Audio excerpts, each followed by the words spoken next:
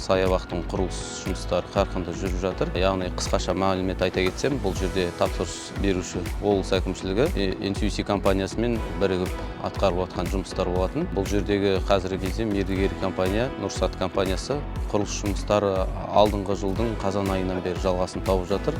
Осы жылдың қазан айында, яғни бір жылдың ішінде толықтай аяқталады деп жоспарлап отырмыз. Қысқаша бұл жерде салынатын ғимараттар мен саябақтың негізгі концепциясына келетін болсақ, бұл жерге арнайы теректер, өсімдік теректері арнайы алып келіп егілетін болады, яғни өсіп келе жатырған.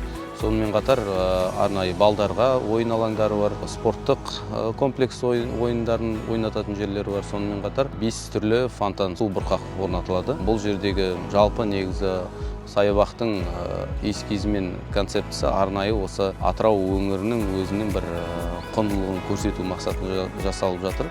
Арнайы мына өзіміздің символымызға айналған бекіре, тұстас, балықтың әртүрлі өзімізге қатысты осы әртүрлі қажетті өзіміздің Атыраудың символын сезіндіретін әртүрлі бұйымдар орнатылатын болады.